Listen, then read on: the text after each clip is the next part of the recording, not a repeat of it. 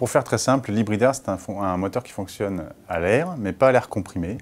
En fait, vous avez une bonbonne d'air qui pousse de l'huile dans un moteur spécifique, dans un moteur hydraulique, accolé à un moteur thermique classique.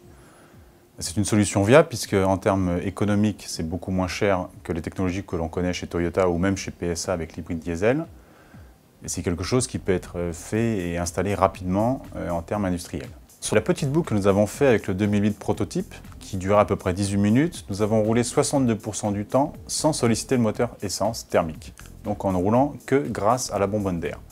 Donc c'est un vrai plus par rapport à ce que l'on connaît, que ce soit des hybrides essence chez Toyota ou des hybrides diesel chez PSA, ou même en ville, on sollicite quand même assez souvent le moteur thermique. Là, on peut vraiment rouler à faible allure ou même sur des voies rapides sans utiliser d'essence. Les autres différences que l'on connaît par rapport aux hybrides classiques, c'est le bruit, puisque c'est de l'air comprimé qui pousse de l'huile. Donc le fait de comprimer l'air fait un peu de bruit. Alors bien sûr, on n'atteint pas heureusement les niveaux de ce que l'on connaît avec des compresseurs ou des choses comme ça. PSA a bien travaillé l'insonorisation, mais il y a quand même un petit bruit. Mais ça reste largement supportable. Et après, en termes de conduite, on retrouve les sensations classiques d'une hybride, c'est-à-dire de la douceur, de la réactivité, puisque la puissance est disponible assez tôt.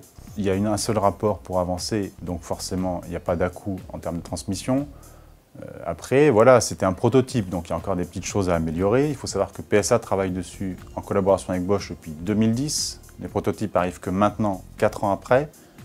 Et surtout, l'information qu'il faut retenir, c'est que la décision n'a pas encore été prise par PSA d'industrialiser la chose. En clair, ils n'ont pas les moyens de le faire tout seuls, donc ils cherchent des partenaires.